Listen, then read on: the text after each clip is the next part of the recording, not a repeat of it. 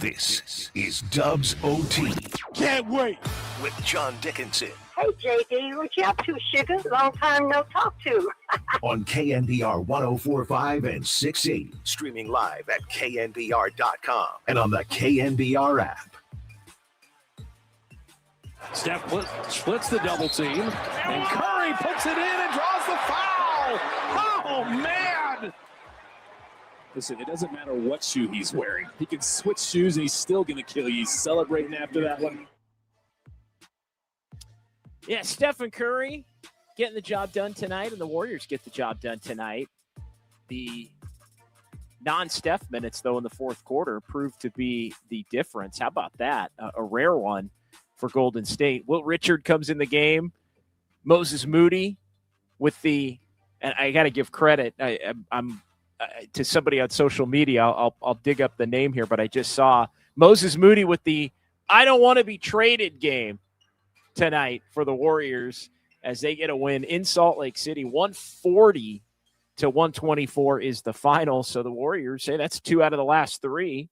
And the one that they lost, they punted on Monday night, resting their older players and guys coming off injury and a second of the back-to-back in Minneapolis.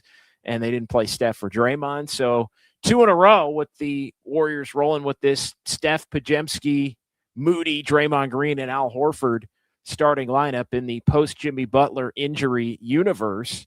And now 2-2 on the trip, 2-3 overall. You got to factor in the Toronto game, the first one after the Jimmy Butler trade. And look, some nights it truly is all about the fact that you make shots. The old Mark Jackson, and I hate to oversimplify and have things go all the way back to Coach Jackson during his time, but one of his favorite phrases throughout the broadcasting career and when he was coaching the Warriors, it's a make or miss league. And tonight is a night that you would hope, even without Jimmy Butler, that the Warriors would be able to go into Salt Lake City and win a game if they have to with their offense alone. And the Warriors were able to do it because they made a lot of shots tonight. And the Jazz are the number 30 team out of 30 teams in the NBA with regard to opponent field goal percentage. And so the Warriors are going to get some good looks, that would tell you. And the Warriors got some good looks. And after kind of a janky start, they were down 8-3. I think they started 1 for 5. They shoot a tick under 54% for the night, and they make 23 3-pointers, 23 of 54, 15 threes in the first half. And that's your ball game. That's your ball game right there against a Utah team that was on the second of a back-to-back, and the Jazz falling to 15 and 33. So the Warriors with the win improve to 27 and 22. It is Dubs OT with JD here on the Sports Leader, 808 KNBR, 415-808-5627. The number to jump in and join the conversation. The Golden State Lumber and Showroom text line is open as well. We have Kyle Haar in the Daly City studios. You see Jordan skulking around there in the doorway, cutting the sound tonight. Appreciate her efforts here. And we have the best YouTube chat in sports. Folks filing in on YouTube, and you can watch every show on YouTube and Twitch as we are on after each and every Warriors game here on the Sports Leader, and we'll be with you here for the remaining, whatever it is now, 27 and 22. That's 49, so 33 to go. And we'll be on YouTube for all of them. We can guarantee you that. And, of course, we'll be on the radio for just about all of them. I think there are a handful between now and the end of the regular season, 3 or 4, where we'll have some Giants conflicts and have to kick it to YouTube and stream only and all of that. But we're here for you. So all in all, on a day where I bury the lead here about 3-4 minutes into the show, on a day where the Giannis rumors are swirling, and we've got a lot to get to as it relates to Giannis, the Warriors find themselves getting a really nice road win. And again, I don't care about the opponent. This team can lose any game on any night to any team without Jimmy Butler. And, for them to continue to show the fight that they have. And I think, they were competitive in Dallas. They were obviously competitive the first game in Minnesota. The second game, they've been competitive in all these games with the exception of the Toronto game. And maybe that was just a little bit too soon following the Jimmy Butler injury and the gravity of understanding the fact that the season, unless the Warriors could pull off some kind of miraculous move at the trade deadline, was basically over in terms of the ability to cobble together a championship level team. But I do give the Warriors credit. The guys that have been out there, and look, Steve Kerr said it.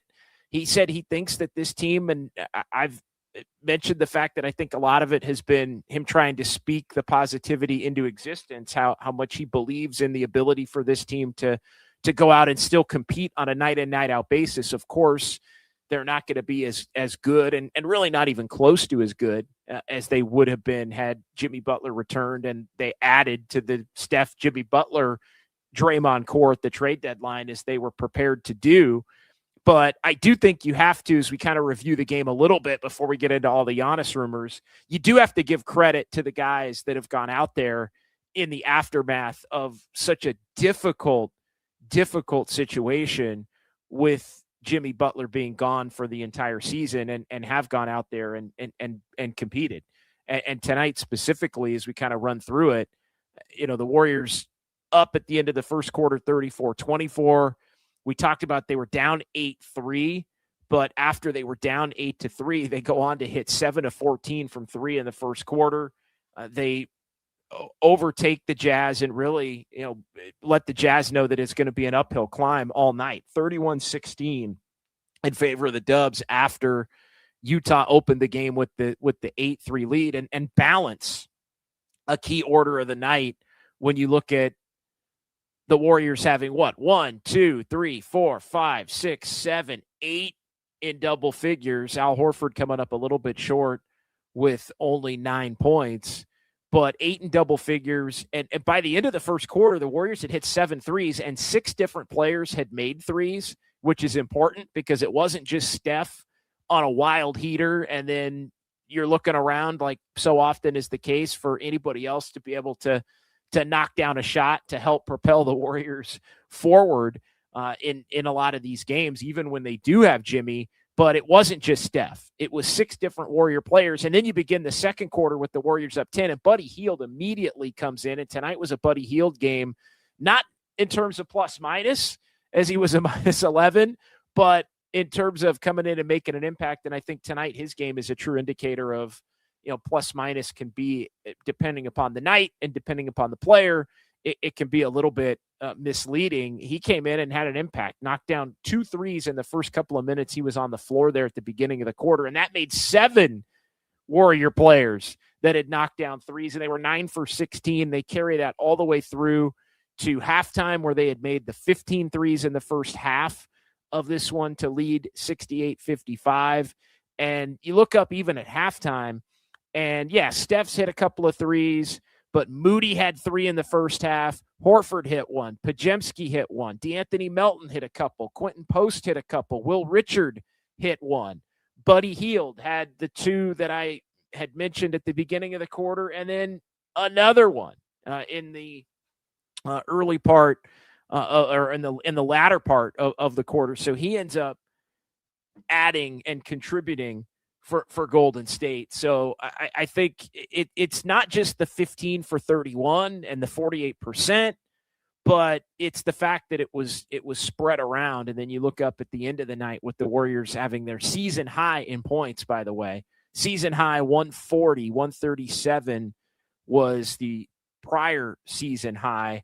And the last time that the Warriors put 140 or more on the board was a year ago in March. They did it against San Antonio. So the Warriors put 140 up, Steph with 27, Moody with 26, and Moses Moody. We talked about it the other night after a couple of games in Minneapolis. Moses Moody is on fire in January. He continues to just be stroking it in January, getting the consistent minutes, basically in the starting lineup every game. And yeah, we can say, as somebody did on social media, Moses Moody doesn't want to be traded.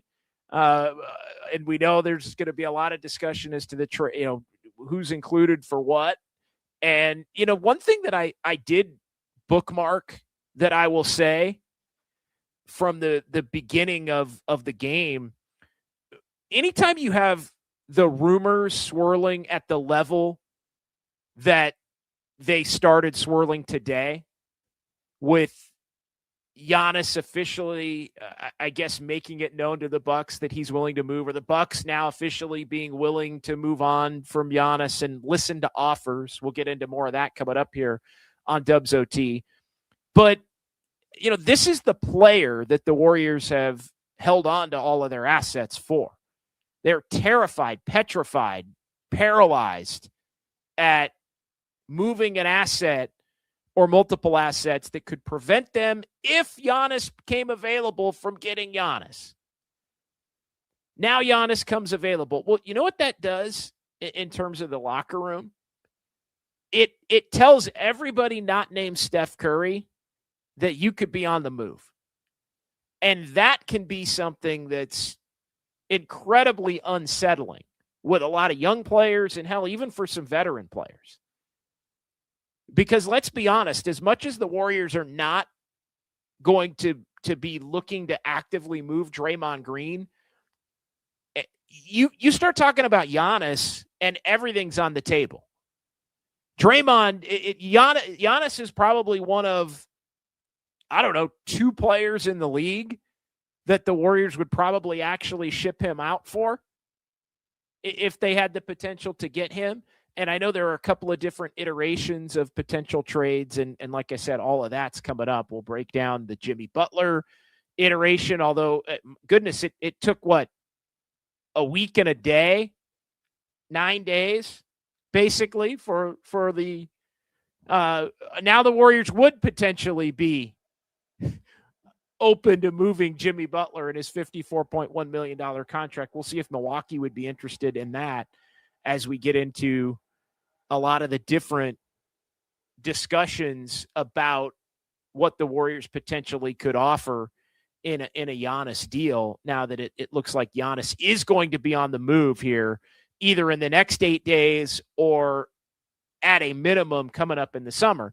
But back to the point about the players currently on the roster, and back to the point about the guys that you look to have to go out and play in the meantime. Everybody basically not named Steph, and I would probably say Melton and Horford, because I think the Warriors specifically got those guys to be alongside Jimmy and Steph, or alongside whoever they like. Really, Steph, Melton, and Horford are the only 3 players on the roster that I think, when everything swirls around, and there's different levels at which players pay attention to it and don't pay attention to it. But basically, it's a shot across the bow to a locker room that anybody could be gone in the next week. And a lot of times players don't come out, and especially young players, come out and play real comfortably in that type of scenario. And so I say all that to say, I think the Warriors deserve a lot of credit. Yeah, I know it's Utah, but how many times have we seen the Warriors go into Salt Lake City in the last couple of years and just have a horrific loss? Hell, they did it a year ago, the night of the Jimmy Butler trade. Remember they played shorthanded because Wiggins got pulled off the court during his warm-up at Delta Center, and Jimmy Butler's coming, and you got to go play with who you've got. And then they blew like a 8-point lead in like a minute and ended up losing the game by a point to fall under 500. But Jimmy Butler was coming, and they ended up going 23-8 down the stretch, plus the first-round win. So the rest is history. But I give the Warriors players credit for going out there and making an impact, given all of the rumors, because as much as it's great for business in terms of having different talking points to discuss, and it's great for the Warrior fans that the Warriors are in on Giannis and want to be active at the deadline and want to have a season worth saving, you do have to factor in, all of these wins basically push the Warriors, in my opinion, toward looking to be more aggressive, which I think is another side point as it relates to, hey, go and get a professional win, showing that this team is still going to compete and try to get that record up to where if you do make a move, maybe you can, if it's the right move, at least set yourself up to be competitive in terms of, getting out of the play-in tournament or fighting for a 6 seed. Again, there's levels to the types of players, but the reality is the guys that are fighting for that by playing more effectively are actually enhancing the ability that a group of them wind up getting moved.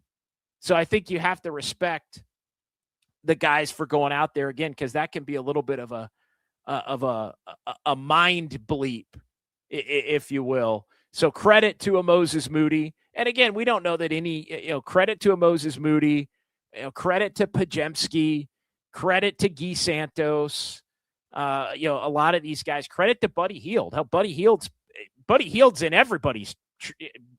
in every trade right now. Buddy Hield's been in every trade the Warriors are going to make for, I think, since the summer.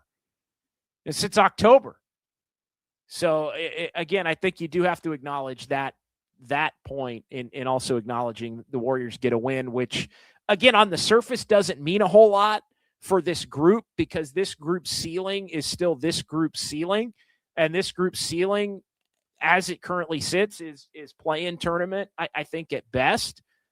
But every win that this group can get gives them an opportunity to look to add here coming up at the deadline. And I think it would make looking to add more worthwhile, which I think is going to be important. All right, 808-KNBR, 415-808-5627. That is the number to jump in and join the conversation. A couple of more thoughts here on the game, but let's get to the phones real quick, and then we'll dive into what everybody really wants to talk about, which, of course, are the Giannis rumors, and we'll break it all down, different iterations of the deal. What iterations of the deal would you look to do? The Giannis calf injuries, which I think can be a little bit concerning here.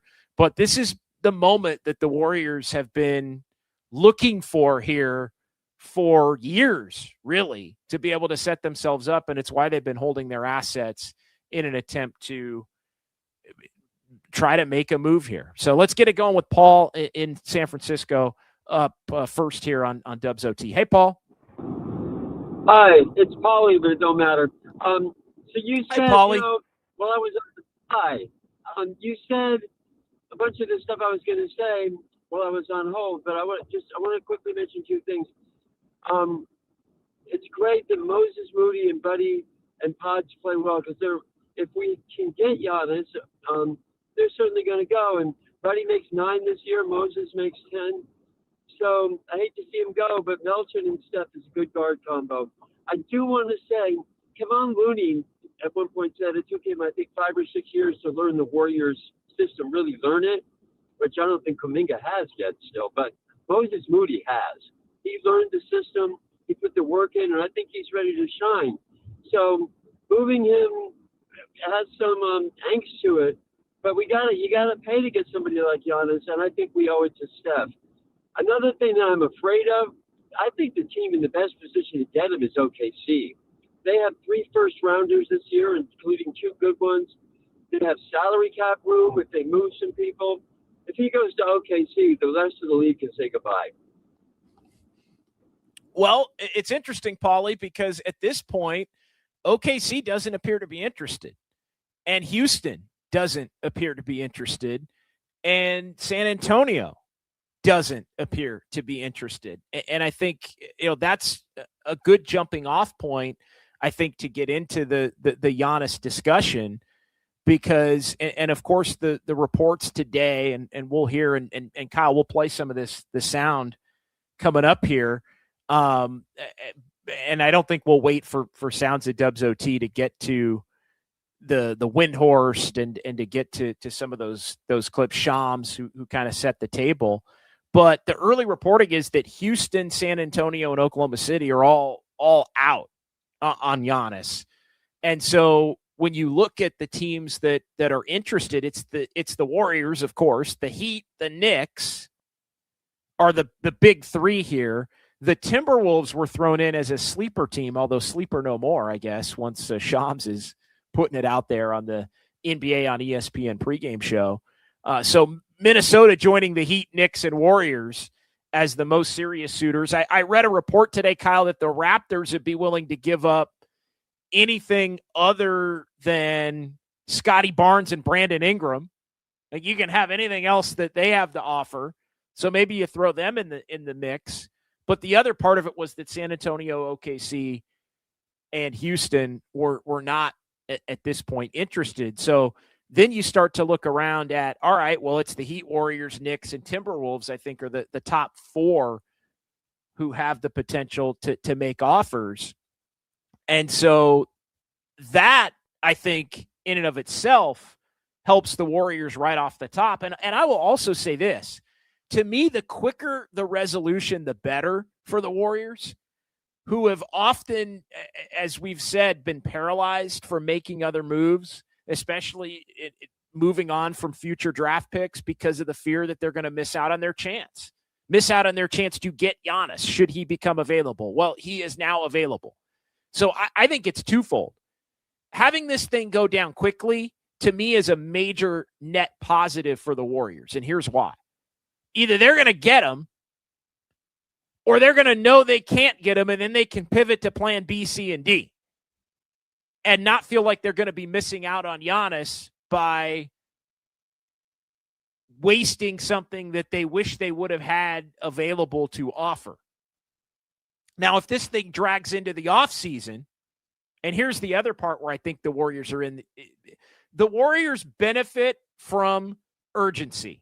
The Warriors benefit in the Giannis sweepstakes by Giannis and Milwaukee and Golden State coming to an agreement that they want to get this thing done in the next week. If Milwaukee's mulling offers and then they ultimately say, yeah, you know what? We're going to shut Giannis down for the rest of the year and we're going to kick the can to the summer. Then maybe San Antonio goes through the playoffs and gets beat and says, we need Giannis. Or OKC doesn't repeat, even though they're a big-time favorite, and they go, yeah, you know what? We'll get into the Giannis sweepstakes. Or Houston or Atlanta, which is another team that I think should be factored in that hasn't been mentioned, or at least I didn't mention among the top four. Atlanta is another one. Portland is another one, although would he really want to sign and stay in Portland? But those are teams that own some of Milwaukee's future draft capital. I know Tim Kawakami of the SF Standard, he wrote about teams that have other teams' picks, basically, that are going to be, lottery type picks. What is it? Atlanta with New Orleans pick, that kind of thing. Those teams potentially could try to get in the mix, and they're not giving up their own pick to where they're going to get Giannis. And by getting Giannis, your own pick is going to be devalued because you're going to have Giannis. You're going to be a better team. So the pick that you're giving to Milwaukee isn't going to be as good. But if you have another team's pick who stinks and is going to be potentially in the top 5 or the top of the lottery or the whatever, then you don't have to worry about the fact that Giannis is going to make that pick worse. So Milwaukee would be more apt to want to look to bet on those kinds of teams. So to me, the Warriors have a better shot of landing Giannis if they do it in the next 8 days than they would if this thing gets kicked to the summer and other teams get involved. And then some of the teams that truly could, because I think we can debate at this point Miami and the Warriors and the Knicks and the Timberwolves and Atlanta. And Atlanta's the one that may have the ability to offer the best package with the New Orleans pick and all of that. With owning some of those kinds of picks. But to me, and here's the other thing, Giannis may have to nudge his way to wanting to be a member of the Warriors as opposed, he has some say in this because he can opt out of his contract after next season and he can kind of dictate secretly, hey, I want to go here, I want to go there. And I think that's the one thing that the Warriors are going to have to hope is that he'd want to come out to the Bay roll with Steph as the number 2, and then the Warriors at that point start to put together whatever kind of deals they can, either with Jimmy as the headliner, and you'd have Steph and Draymond still around, or with Draymond plus Kuminga, and Kuminga's going in any of these deals. And then at that point, you look to build the rest of it around that. So that's the part that I think is interesting. But the first thing in kind of setting the table, and we'll get to Kyle's clicks coming up, 808 KNBR, 415-808-5627 if you want to jump in and join the conversation on the phone lines or the Golden State Lumber and Showroom text line. Would you be more inclined? And look, we're talking about anything and everything the Warriors can possibly offer. Anything and everything the Warriors, and look, the Warriors can offer they can offer an unprotected first at 26. They can offer 28. They can offer you can't trade your pick 2 consecutive years, so you have to do a pick swap. Their 2030 pick is currently tied up, but the Warriors own it as long as it's in the top 20. But because of that, they can't trade 29 or 31. So basically, when you look at it, the Warriors could offer in terms of picks 26 first unprotected, a 28 unprotected, a 32 unprotected, and I'm not saying all of this, but pick swap in 27, pick swap in 29, pick swap in 31. All of that. The war, in addition to, do you want Jimmy and Kuminga? Do you want Draymond and Kuminga? Do you want Pods? Do you want Moody? All of those things ultimately have to be factored into the mix here as the Warriors look to make their play, basically for the guy that they've been waiting. I mean, my goodness, I feel like the Giannis stuff has gone back to, I mean, that was pre-COVID. I feel like that was, pre-Bucks championship for sure, because then he won the title there, and that obviously calmed things down. He won the title there. That calmed things down for a couple few years. But this is the moment. But again, I think the Warriors benefit the most for things being hasty and in the moment, and the Warriors' ability to kind of push the Bucks toward making a deal now. And I feel like this is the kind of deal where the Warriors are looking. The Warriors will do things to get Giannis that you never would have thought imaginable, as far as what they would look to potentially give up. So we'll get into all of that coming up next. 808 KNBR. Do you want to do a couple Kyle's clicks here? Kyle, you would just do a couple. Let's do a couple here, and then we'll get into more of the details and the reports, and we'll play the sound coming back from Shams, from Brian Windhorst, from also Chris Mannix of SI, as we get to Adrian Gutierrez. The Warriors get Giannis. The Warriors' depth will be non-existent. We'll see. That's not necessarily true. That's not necessarily true. Again, if it's Draymond and Kuminga and Moody, that's not necessarily true.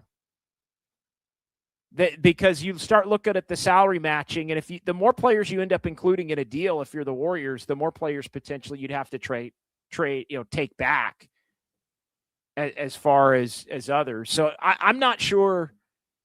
I don't necessarily think that's the case, but again, are you so worried about your depth that you don't want to go get Giannis? Like, are you worried about, oh my God, you might lose Moody and Buddy and Pods? Kuminga's a non-factor.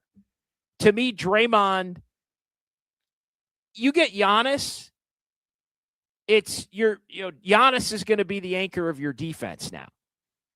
So, if you go the Jimmy Butler route, he is the anchor with Draymond. If you go the trade Draymond route, then he's the anchor of your defense, and you're going to get Jimmy Butler back at some point next year. Like, both of those things I think are currently on the table.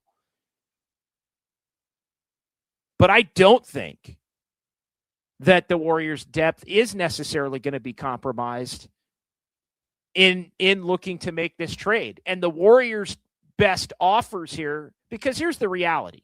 The Warriors don't have a young prospect, but they have all their picks. They could do, again, they have 4 firsts and 3 swaps. They don't have a real young current prospect because Kuminga doesn't reach that level and Pods and Moody are not that. But I do think they have the ability to give the most draft capital. So if the Bucks are believing in the Warriors aren't going to be very good in a couple of years, getting that draft capital out beyond is important. All right, no cap. If they don't get Giannis before the offseason, they're not getting him. Other teams will have more first-round picks available to them, and they already have better players. Yeah, I'm with you on that. Because I think what's going to happen is some of those teams like San Antonio, Houston, and OKC, 2 of those 3 teams at a minimum, if not all 3, are not going to win the title. And then they're going to reevaluate, hey, can we go get Giannis and what's it going to take? And all of those teams have more young tradable players in addition to picks to look to get the job done. So to me, the Warriors window is the next week, not the next 6-7 months. 808 KNBR, 415-808-5627. We'll continue the conversation there. Warriors do get a win tonight, 140 to 124. We're talking about it, Dubs OT with JD here on the Sports Leader.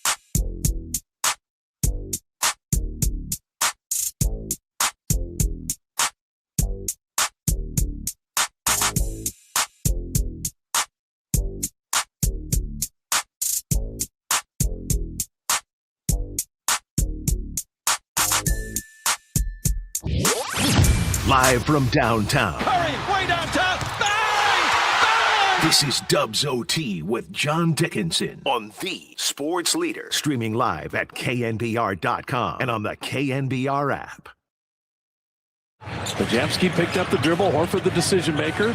Moody sidestep three on the way. Got it! Big. Moses has 23 and 5 made threes. This unit has been big time. Close them out. Huge night for Moses Moody. He winds up being a game-high plus 28. He scores 26, along with Stephen Curry's 27. Warriors 140 to 124 over Utah, so they go 2-2 on the road trip. And a pretty good trip, all things considered. Now 27 and 22 back against Detroit at home on Friday. And then an open weekend, a rare open weekend for the Dubs, as they will be off on Saturday and Sunday and Monday, back against Philly on Tuesday. So they'll get a few days off, and then every other day from there until the All-Star break, with games against Philly at Phoenix on trade deadline night.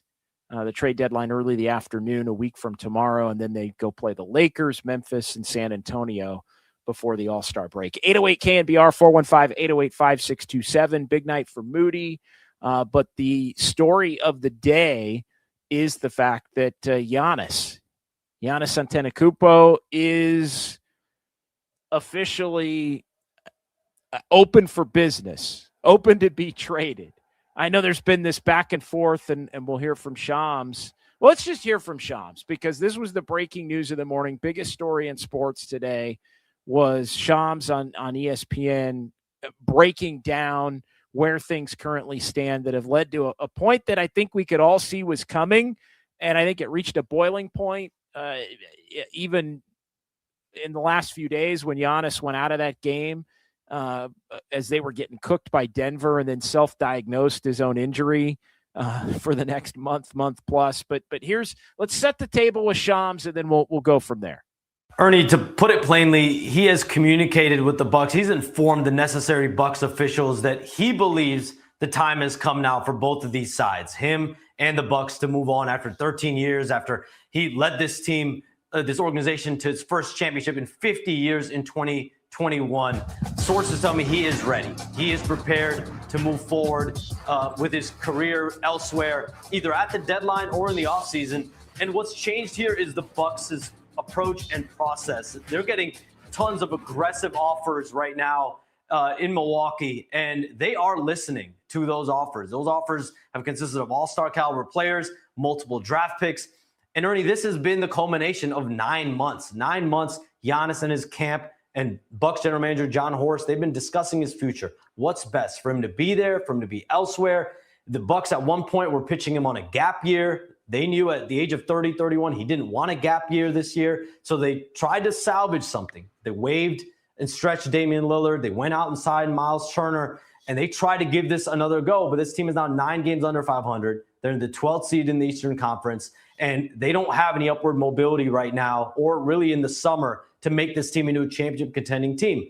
And that's what Giannis wants. He wants to try to compete for a second championship. So what? Some of the Giannis teams, and there's teams in both conferences. I would look at Minnesota, Golden State in the West, New York, and Miami. Those are 4 of the strong suitors for Giannis right now on the market. All right, so there you go. Bucks open for business.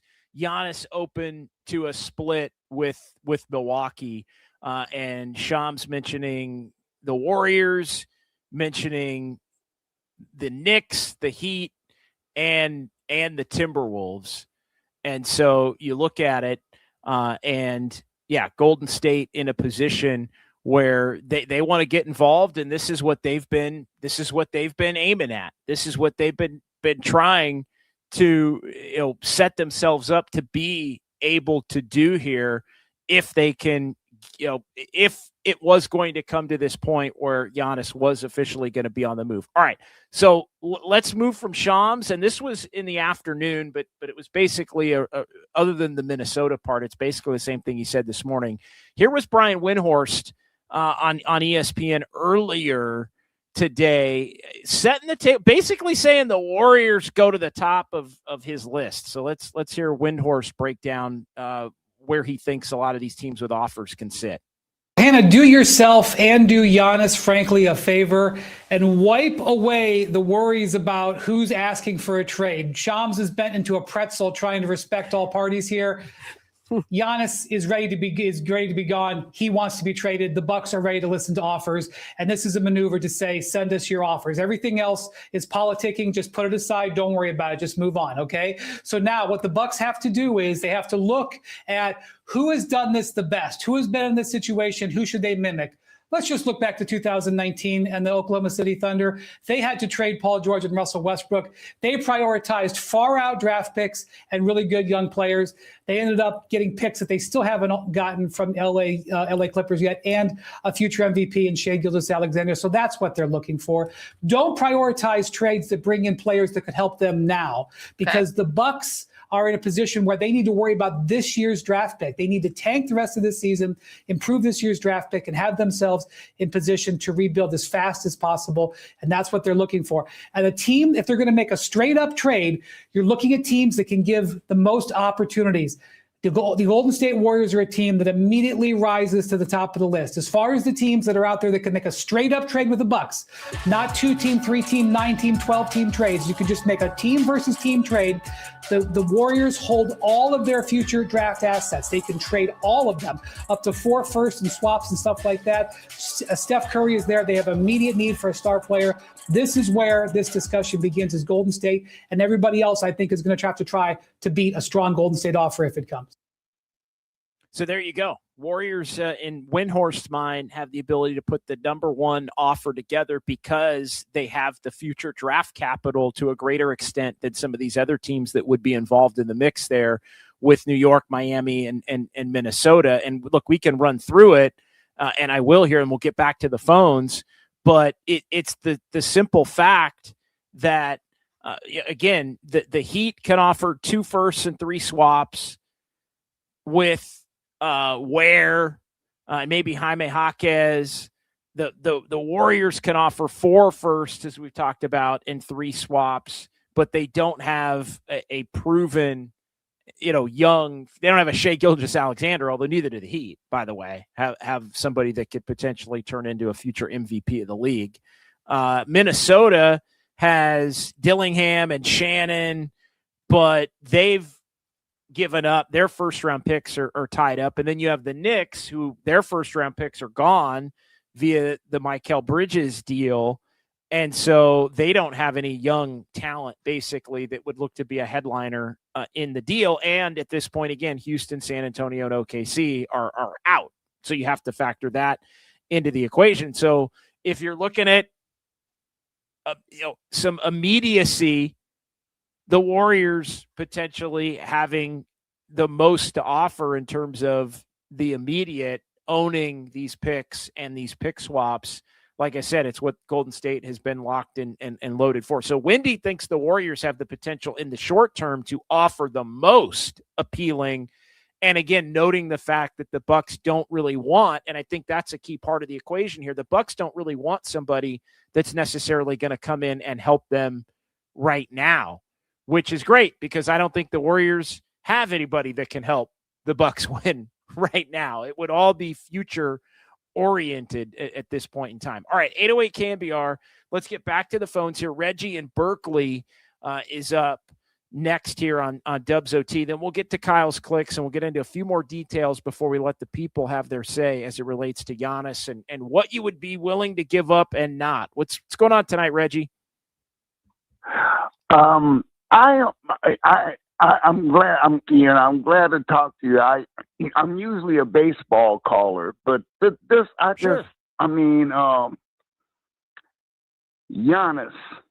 it costs too much. You're talking about forfeiting a half a franchise for one guy. It costs too much. Now, you know what? I looked through a lot of statistics in the last couple of weeks because I play fantasy basketball and all. But I looked through a lot of statistics. You know that there's one player that's overlooked that the Warriors really need? They need somebody who could play defense against a point guard or shooting forward or even sometimes a power forward. They need somebody who can do that and hit maybe 12 points a game. And they need, and I know I'm They need more than that, I'm going Reggie. to be out of place. Can you think of who I'm talking about? I don't think of who you're talking about because I thought I knew where you were going, but I don't. But after you said it, I don't think that's where you were going. So if that makes sense, like I thought you were saying Kuminga, but then I don't think you're saying Kuminga after you made the point. Who are you talking about? Klay Thompson. Don't tell me. Oh my God! I mean, all right, Reggie. Klay Thompson. Oh my God. Oh my God. No. Good night, Reggie. Love you, brother. But oh my God, no. Klay Thompson. I'd rather have Framber Valdez playing for the Warriors than Klay Thompson at this point. Oh my goodness. Can I get Brendan Donovan playing the 2 next to Steph? Oh my God. Klay Thompson. Was Reggie running material? Was Reggie running material? Come on. Kyle, save me here, man. Wow, come on. Reggie's usually a pretty good caller. Reggie's called before.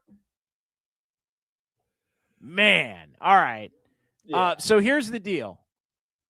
We'll move forward. I love you, Reggie. It's all good. So here's the deal as it relates to Giannis. I think to me, given the current state of where things sit. Well, let's hear one more clip because I want to hear Chris Mannix because Chris Mannix mentioned more specifics.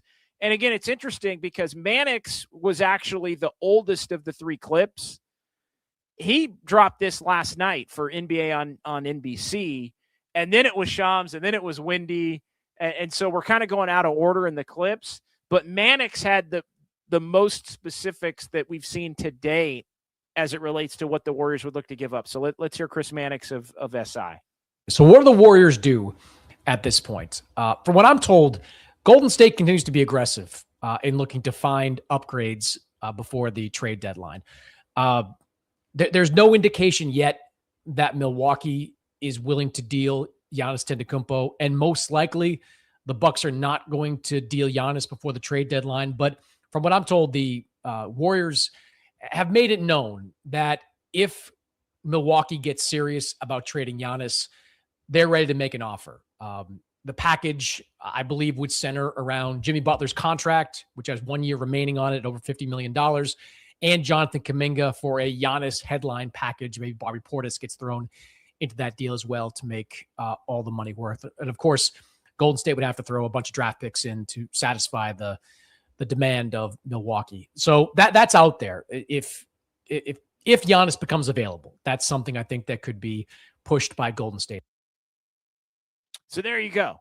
It's Jimmy, it's Kuminga, it's the potential to take Bobby Portis back. I know Tim Kawakami said, "Hey, could the Warriors sweeten it by being willing to take Kyle Kuzma back?" He did say that. And you look at the Bucks. Giannis makes 54.1. You look at Bobby Portis makes another 13, so that's about 68. The Warriors in that deal, if Kuminga's a part of it and Jimmy were to be a part of it, it would be in like the 77 range. So you'd have to look to add more to the deal if you're the Warriors, because remember, the Warriors can't take back more than they put out in any kind of a deal. But he's got the specifics on it. And so I think, look, I know the Warriors had said, I guess the first thing is, would you rather build a trade around Jimmy Butler, who's not going to come back until the early part of 2027, and Kuminga, or would you rather build a trade around Draymond and Kuminga, and again, all the picks, as many picks as you're legally allowed to give? Because I truly think this, like, if it's 4 picks and a swap and I think the Warriors would do whatever it takes But the question becomes, do you want to pair Giannis with Steph in the short term? And look, the calf injuries are also a part of this because Giannis is going to be out probably until pretty close to March, at least the All-Star break, with a calf injury. And we all know the calf injuries can lead to the Achilles, and he's had multiple calf injuries and all that. Do you want to put Giannis with Steph now and then know that you've got Jimmy potentially coming back next year, but Draymond is gone? Or do you want to look to keep Draymond and trade Jimmy and basically make it the Steph Giannis 1-2 punch with Draymond still around and then what's left of your depth? Either way, again, when you start looking at some of these picks that would be on the move, 26, 28, potentially 32 or 28, 32. You can go 27, 29 swaps. It could be 2 picks and 2 swaps. It could be 3 unprotected firsts and a swap. The Warriors could do a number of different things, but I think the starting point is 4. It's everything you can offer unprotected plus at least 1 swap if you're the Warriors, and it would probably kick you out to a point where you're looking at, basically 2000. You're basically looking at 2032. So you're basically working 6 years out at this point. The latest that it potentially could go 26, 28. And again, in the years where you do swaps, you still have your pick. You just get the lesser of the picks between where your team would be and where Milwaukee would be. All right, let's get to the chat. 808 KNBR 415-808-5627. Best YouTube chat in sports. Let's get to the chat. What would you be willing to do? Do you want to build it around Jimmy, who is injured, or do you want to build a trade around Draymond? And again, are you willing to give up the 4 picks plus swaps that would be necessary to acquire Giannis, who is 31, just turned 31 in December? To me, you go do it no matter what. And it is risky because of the calf injuries, but I would not be looking, if I'm the Warriors, at being concerned with that. You're going all in with the best possible player in his prime that you can get to pair next to Steph for the next couple of years. You take your swing and you hope that you can keep him healthy enough to where he has a couple of years even beyond Steph where he could still be at a minimum a number 2. I actually don't care which iteration you would look to do. To me, Draymond Kuminga, 4 firsts and plus other stuff. Jimmy Kuminga plus 4 firsts. You take Kuzma, you take Portis, whatever it takes. I would do whatever it takes if I'm the Warriors to look to make this move. And you know what? If you wind up being it's funny, the Warriors have so not wanted to turn into the Clippers or the Bucks. But the reality is this is actually the move that if somehow it didn't work out catastrophically due to the injury, this is the move that would actually put them in that category. You go get Giannis. Giannis winds up with some kind of career-altering injury, or Steph does during the time in which Giannis is here. This is actually the way you wind up with, oh my God, this team's really bad in like 28, 29, and their draft capital is gone until like 33. Like, this is actually let's just lay it out there. Let's just be real about what the Warriors potentially would be risking. Now, the upside is you might win a 5th title for Steph, and then you figure out the rest of it as you go. So I would still look to be all in on this move. And again, this is the move that the Warriors have lined it all up for, to be able to go in now. I think they've got 8 days to get this thing done, and if they can't get it done in the next 8 days, it's probably not going to happen for them.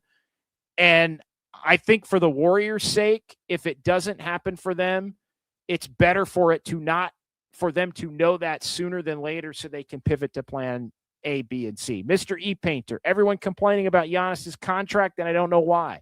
If it lines up with Steph's contract and gives flexibility, go all in for a year and a half and reevaluate. Well, here's the one thing I'll say about that, and then we'll keep it moving. If you trade for Giannis, you're signing Giannis to an extension. That's the reality.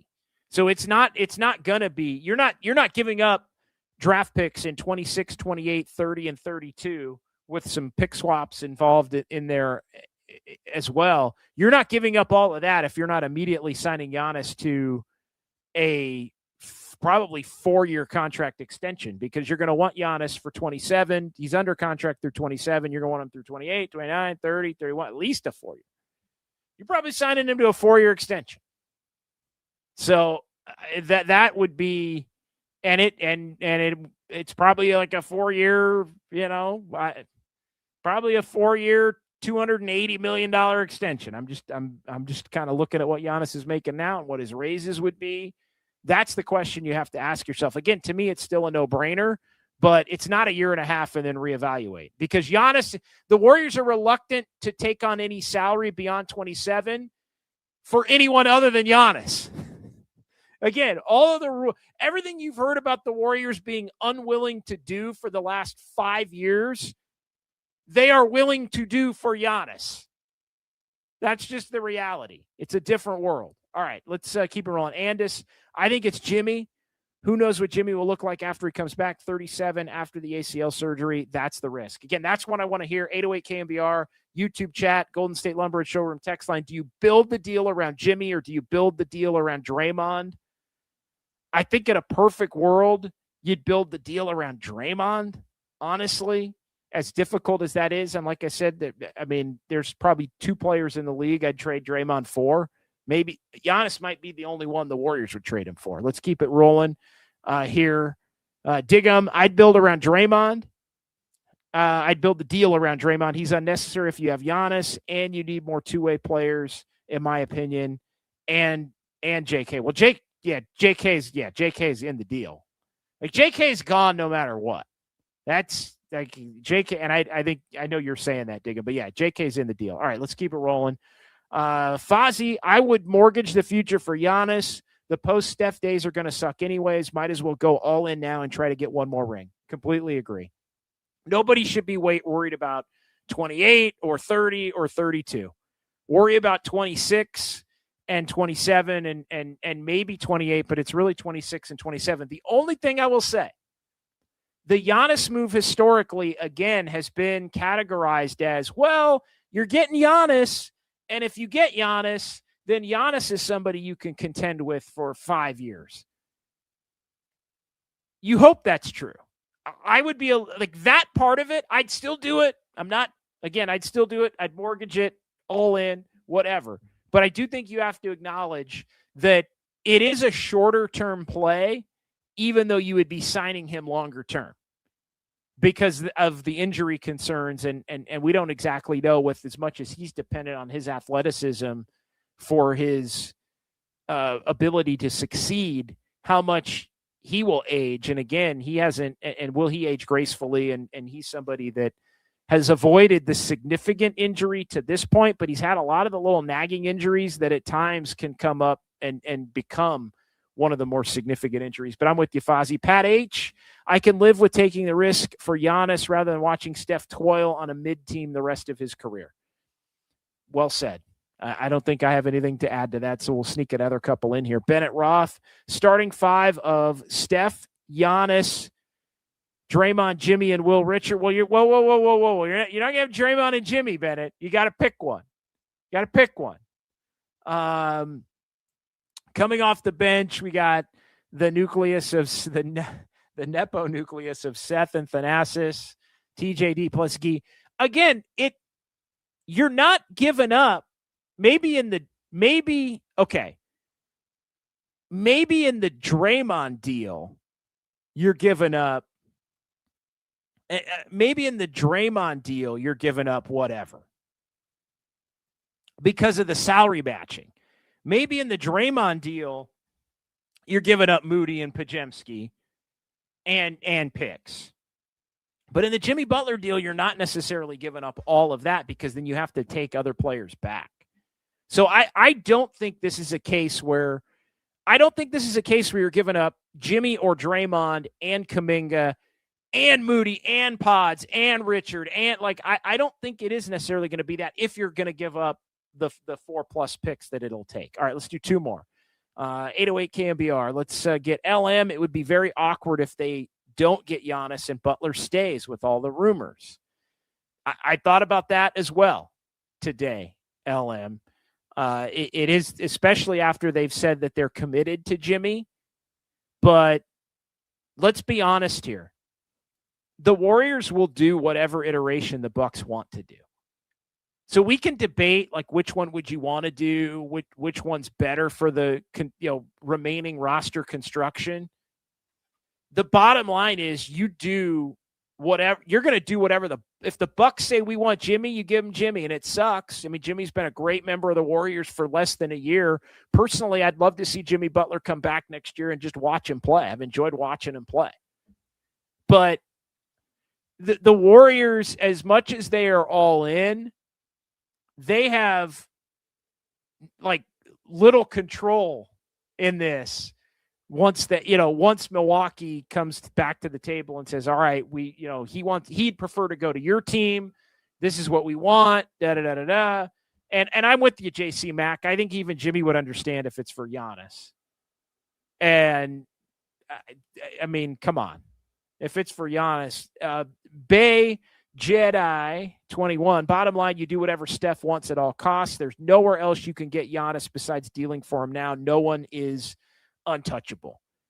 I'm with you. I think that's a no-brainer. All right, 808 KNBR, 415-808-5627. If you want to continue the conversation there, I appreciate everybody watching on YouTube and Twitch. We'll take a quick timeout. We'll come back. We're going to continue the conversation as the Warriors did get a win tonight, which I do think is important. Every win the Warriors get between now and the deadline, to me, makes them more apt to look to make a move that continues to help this season and the next.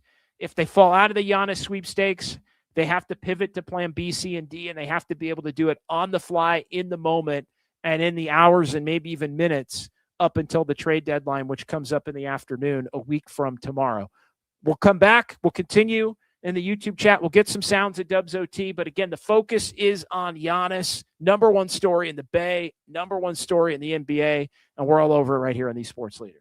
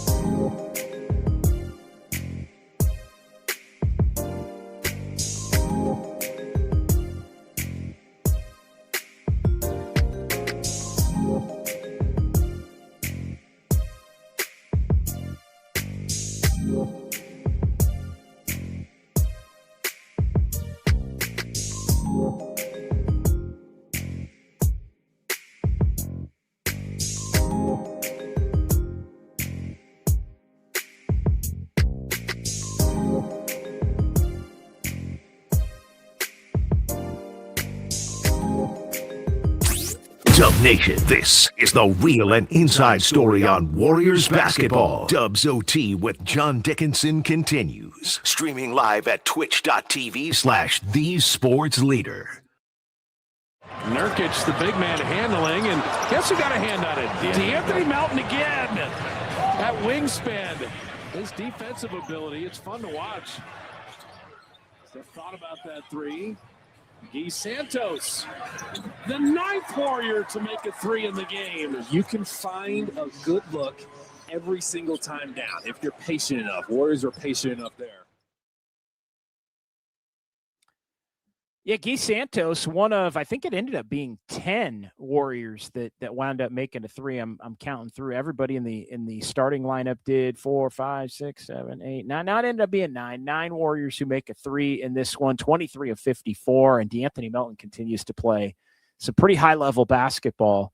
Again, he and Moses Moody in January specifically have been off the charts for the Dubs as they win in Utah 140-124. We're back here on Dubs OT on the Sports Leader 808 KNBR, the number. Everything Giannis here between now and 10 o'clock. More from the YouTube chat coming up. And Kyle, I dang it, I didn't write that name down. Kevin in San Jose, our guy. Kevin in San Jose is up next here on the phones on the Sports Leader. Hey, Kevin. Hey, JD, how you doing, man? I'm doing well. Good to hear from you. Awesome, man. Thanks for having me. Hey, I would love to get Giannis. I think Warriors should do everything they can to get him. I just personally think it's a little bit of a pipe dream. What do you think about maybe being able to go after Miles Turner instead, like maybe doing a Kuminga for Turner or something like that? I think that would be great. I think that's a nice pivot point if you can't get in on Giannis. And look, I've been with you as, hey, Giannis is a pipe dream.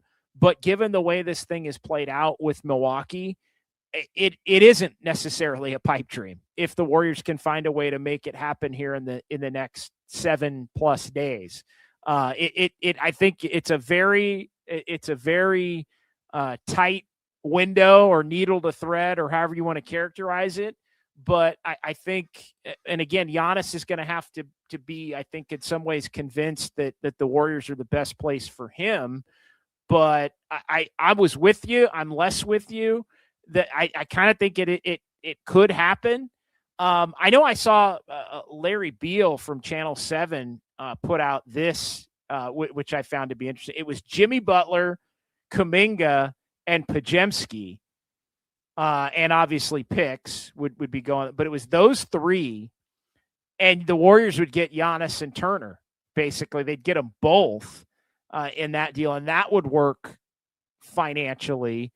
Obviously, it would be Butler, Kuminga, Podziemski, and then as many picks as Milwaukee would warrant, 4+, and with swaps and all that. But you'd get Giannis and Miles Turner, which I mean, to me that would be, that's also something I would do. I think if at the moment in which the Bucks look to move off of Giannis, I think they also look to move off of the contract that they just signed Miles Turner to after stretching Damian Lillard and bringing him in. But I think you bring up a really good point in that if you can't get Giannis, it shouldn't preclude you from being out on looking to maybe take somebody like a Miles Turner or others off of Milwaukee. And I think, the other thing that kind of made me think of that too today, Kevin, was it was reported that the Warriors have some interest in maybe doing a Kuminga for Wiggins swap, but both teams are in on Giannis, so you're not going to get Kuminga for Wiggins.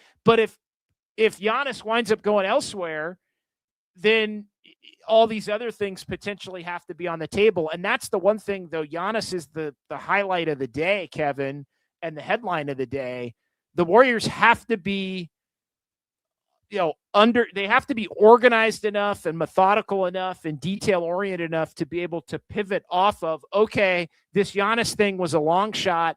It's not going to happen now. How do we still look to improve this team the best it possibly can with the assets that they do have, even if it maybe isn't going to be giving up 4, 5, 6, first round picks when you factor in the pick swap. So I think that's a good name and an interesting point. Yeah, I think you're right. I just think that there's going to be another team that steps up with all the picks, like I don't know, OKC, Atlanta, Houston, you name it. I just think somebody else is going to swoop in and get them, and I think the Warriors would be, it would behoove them to go ahead and get a Turner or somebody like that. No, he would absolutely help. And again, it also comes down to what are the Warriors, and thanks for the call. What are the Warriors? They could include Jimmy in this deal if it winds up going down. They've pretty much said they don't want to trade Jimmy, and that Draymond would, they want to keep Jimmy. They've given Jimmy some assurances that they want to keep him, that they've liked his time with the Warriors. And so I think it's interesting when you look at like positionally, Giannis is going to play the 4. Draymond wants to play the 4. Like you'd want to have a Horford or a post next to Giannis, I think, if you were going to play Giannis at the 4 at this point, or start him at the 4. Maybe he would eventually be a small ball 5. He was able to do that when the Bucks had their championship run in 2021. So, but what's interesting to me is if you can't wind up getting him, you got to be able to pivot in a very quick manner toward the next thing. And the Warriors have to decide, is Jimmy in it? Is he not? Do you want to keep Jimmy? Because, and here, the reason I say that is if you can't get Giannis and then you thus want to hang on to Jimmy Butler and let him go through his rehab and come back at some point, December, January, February of next year, then ultimately you still need to improve this team to a level that it's good enough to where you drop Jimmy Butler on it, and then you think that team can make some noise to the tune of winning multiple rounds in the playoffs. So there still is a benefit to that point to be able to, all right, you can't get Giannis, you don't want to move Jimmy. Well, you still trade Kuminga. You still look to do other things. You could still at that point go get Trey Murphy or Michael Porter or whatever. And if you know you can't get Giannis, which brings me back to the number one point of the night, having a resolution to this thing one way or another in the next week is absolutely the best possible thing that could happen for the Warriors, because it would allow them to either get their guy or pivot. The worst thing would be having it drawn out and we can't do anything because of the summer. And then that's where, and then the rest of this season becomes, its own level of kind of unwatchable in many ways.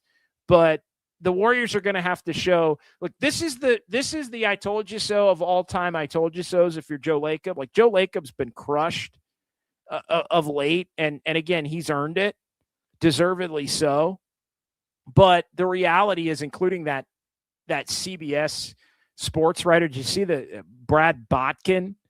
I mean, he just eviscerated Joe Lacob for being a sequel obsessed owner, basically more concerned about the next core and the next wave post Steph of wanting to get the credit for what the Warriors build beyond Steph, because anything that happens with Steph's going to get the credit and not Joe. And obviously Steph is the one figure that predates Joe with the Warriors as far as, none of the greatness of what Lacob has done. And he's done a lot of great things. He hired a lot of great people initially. He's been willing to spend. He's been an excellent owner. But the one knock is, as time has gone on, he's become more of, hey, I want to be involved in picking the players, and I want to be like a GM and an owner, and I want to, and who's getting the credit? Oh, it's Steph, and it's Jerry West, and it's, a lot of the guys, it's Bob Myers, and it's Travis Schlenk, and it's again, everyone other than him. Although again, he gets the credit for, signing the checks and spending the money. And, Bob Myers gets credit for Durant basically having the foresight to see, hey, this cap's going to spike and there's going to be a window here to get him with the way the salary cap is in free agency going back a decade ago. So Lacob has earned the flack that he's taken for 2 timelines. It has been 100% earned. Although you do have to say they won a title in 22 in the midst of that. But if he gets his guy, if all of this waiting and and Warrior fans crashing out left and right, and he winds up getting Giannis. I mean, that'd be a big time play for Joe Lacob. That would be a big time. All right, I guess maybe I am light years after all, kind of moment for Joe. But that being said, they got to be ready to pivot because it's not Giannis or nothing. If we're sitting here a week from tomorrow night after the Warriors take on the Suns in Phoenix and Jonathan Kuminga's still on the team and they didn't make a move other than to shed some salary or to open up a roster spot for Pat freaking Spencer, then we're going to have a major problem. And Joe Lacob is going to get a lot of heat, and he will deserve the heat that he gets at that point. So again, I'm fair on all sides, and I'm honest in saying he's an unbelievable owner. But if we're sitting here and the number 2 thing to watch beyond Steph is what does Kuminga do from February 7th to April 15th when the Warrior season will end, that's a major L. That's a major L. All right, let's get back to the chat. No cap. I'll 100% give Joe credit, JD, if he gets Giannis. But if he doesn't, I'm going to continue to crash out. No cap. I love you, brother. I love you, man. That's because he's hoarded the first-round picks for 6 years now, wasting Steph's prime. Fair. 100% fair. No cap. Gene, I don't know, guys. I'd rather have Trey. He fits better, and you can keep Dre and Butler. Here's the thing, though, Gene, and this is what we got to put into the chat. If it's 4 picks and swaps for Giannis, and it's 3 picks for Trey, are you giving up 3 picks for Trey? Like, I think if the Warriors can't get Giannis, they should pivot to Trey. Like, I'm with that. But I don't know if you guys saw the report, but there was a report that, and I got so into my Giannis sourcing and everything to plan out the show.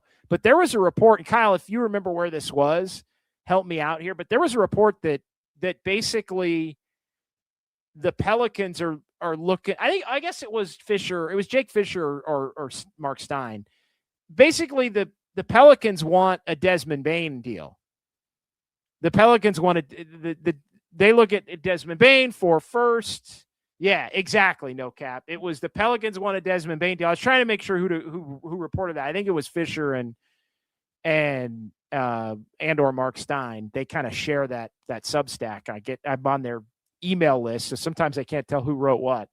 I just kind of read the email and I get my popcorn out and maybe my red cup, and I read through that email. Yeah, it was Jake Fisher.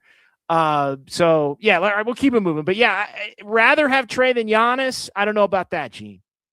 I don't know about that. Joke's on you. If you're Giannis, why would you come here? LeBron avoided the West Coast like the plague. Giannis doesn't want to face OKC and San Antonio. His family's in Greece. Miami has better taxes, etc. Wardell, Steph, and Curry. That's why. It's Steph Curry.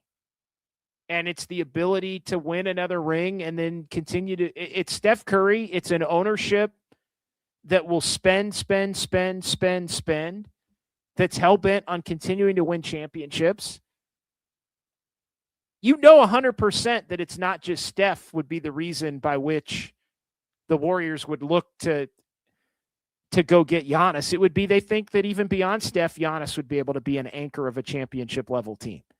So it would be twofold. He would be Steph's number 2 or 1A or however you want to categorize it. You imagine Giannis in the Bay? Dude, would be, I mean, with how thirsty this Warrior fan base is right now to have one more run. I mean, it is Steph. That is the number one. That is the number one reason. Would be wanting to play with Steph Curry and the belief that those two can get the job done.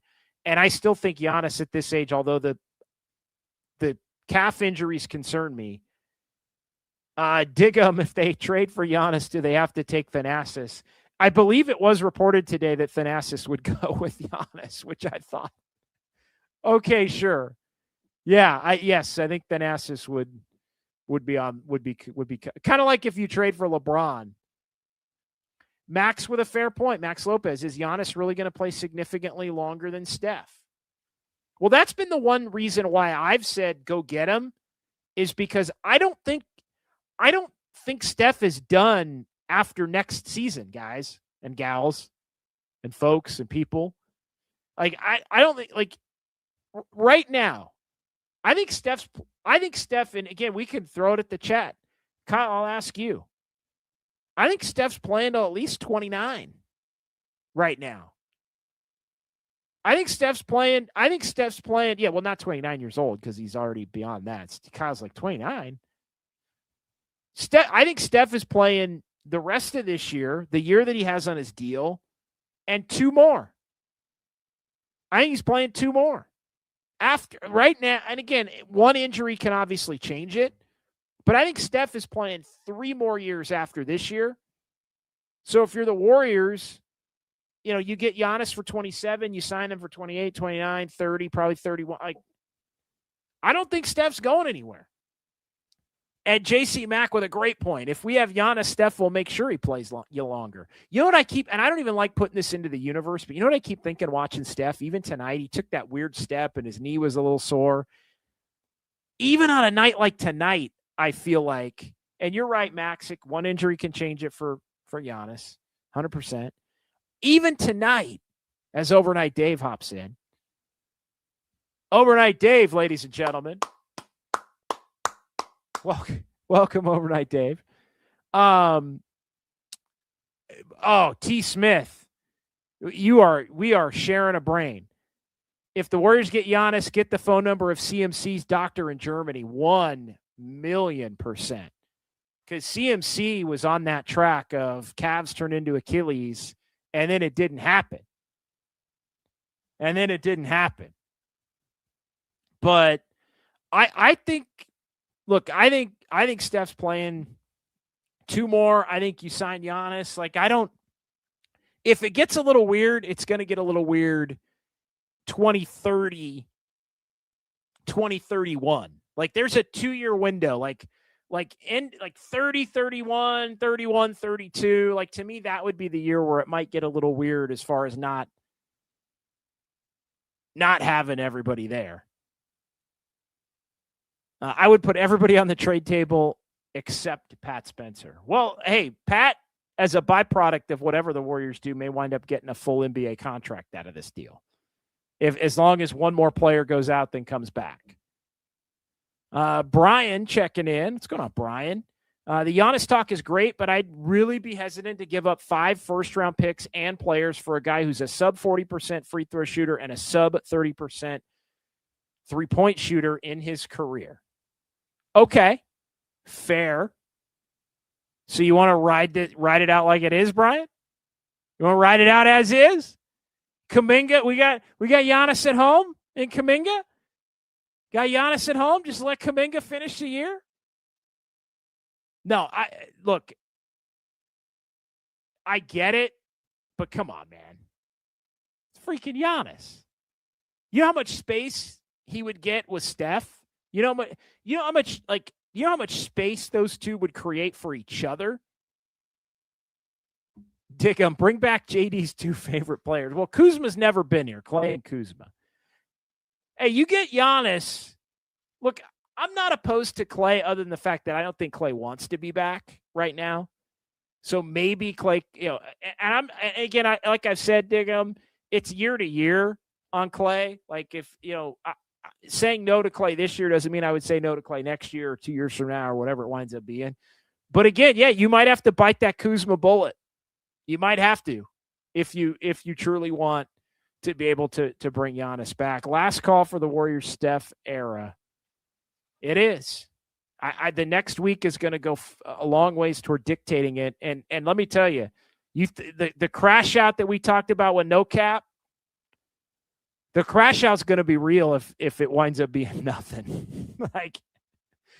But I don't think it is. I think, again, you got to be able to pivot. JD, what's your starting lineup with Giannis? Okay, I like that one, Fozzie. Steph. Well, it depends on who. All right, I'll run through. I was going to say it depends on who's gone. Let's say Draymond's gone.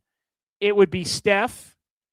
It would be, honestly, I would probably lean into the veteran. I'd probably go Steph, Melton, Moody, Giannis, Horford. Assuming those guys don't have to go in the deal. And I really don't think they'd probably go Pods if he's not in the deal. Again, but I kind of feel like in a Giannis deal, Moody and Podziemski wouldn't be in it. But if it's for Draymond, then maybe Moody would have to be in it because he is at least a young, useful player.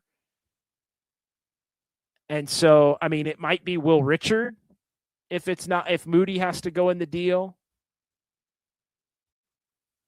That those things all have to be factored in, I think. But yeah, I would say, I think I would go if it's, I guess either way, Jimmy or Draymond. If Jimmy's in the deal and Draymond's still around, then I would start Giannis and Draymond together and go with Moody and Pods or Melton and Steph, and I would just play small.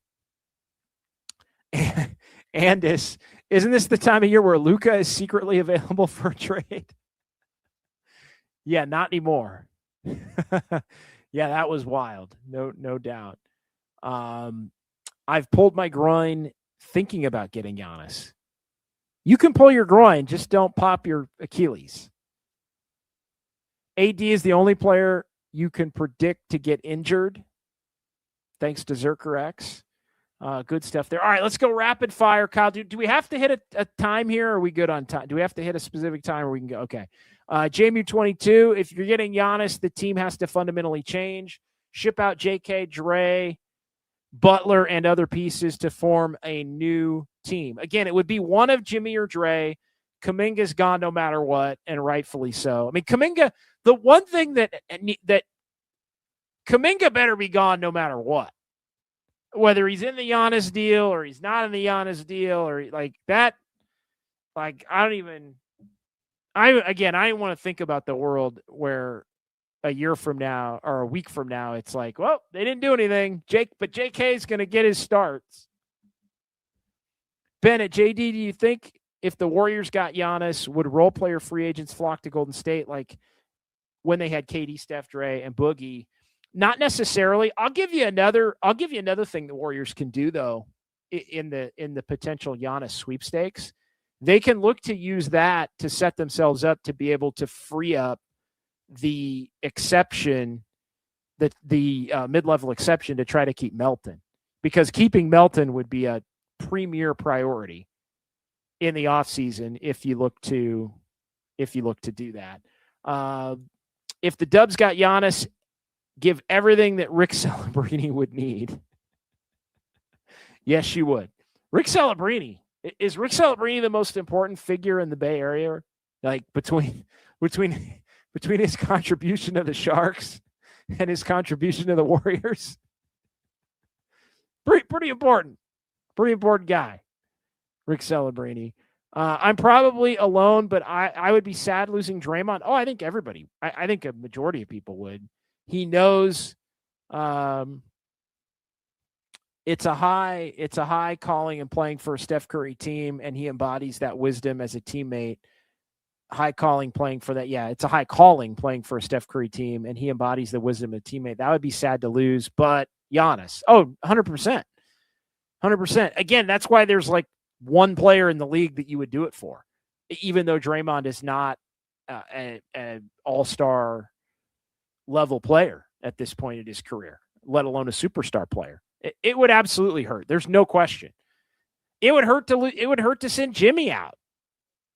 Honestly, if the Warriors wind up moving on from Jimmy, it would hurt given everything that he brought in just a year. But again, nothing like Draymond, who helped win 4 titles and was the heart and soul and all of that. But we said it earlier, even Jimmy would understand. I do think Draymond would understand. I mean, I do think Draymond would be like, well, got my ass traded, but it was for Giannis. Like I think it's Mike Krukow says this all the time. It's like you are the players you're traded for, or you are as good as the players you get traded for. So like if you get traded for a dude, like that tells you something about the, what you're thought of as a player. I'm kind of that's something that's always stuck with me when I've heard him say that, and kind of evaluating trades that guys can kind of hold their head high on. And look, Draymond's a Hall of Famer. See you, Jordan. Thanks, Jordo. Appreciate you, Jordan, on into the night. Cutting up the sound that we've been able to air here on Dubs OT. SDRQ for UG. Here's the thing. Giannis has a say where he wants to go. If he doesn't want to play for them or sign an extension with them, they still wouldn't be in this conversation. I'm not sure we're to that point yet, but I think we are going to get to that point. It's where he wants to go. 100%. It is going to be where I don't think we're to that part of the equation yet, but we've seen this a year ago. We saw it a year ago with KD. The Warriors had a KD deal done. They had a KD deal done, and then KD was like, I don't want to go there. The Warriors could have a Giannis deal done. And, I mean, again, he could say, no, I want to go to because I think what ultimately is going to happen here in the next week is the Bucks are going to get their offer from the Warriors. They're going to get their offer from the Knicks. They're going to get their offer from the Raptors or the Wolves or the Heat. And, again, Heat, Warriors, Knicks are right there in the mix. The Knicks may have to make some trades ahead of the trade for Giannis because they don't have any first-round picks, so they may have to trade like Bridges for some picks back from Portland potentially. Anyway, there's a lot of moving parts. But I think when you really look at it, we're going to find out as all these teams put together their offers for Giannis, then I think Giannis comes into the equation and he's going to have the ability, if he wants to shift things to the team that he wants to play for. All right, let's get to our comment of the night. Now, time for the Dubs OT comment of the night. EB here. Does Giannis know about Dubs OT? We got to get the word out. Yeah, always get the word out. And if he doesn't now, he will. He will upon arrival, as they say. But no, he may not now, but he will soon. Hopefully we're not a trade piece and we have to go to Milwaukee. No, we're not going to Milwaukee. That I can say. That's in my contract. I have a no trade clause. I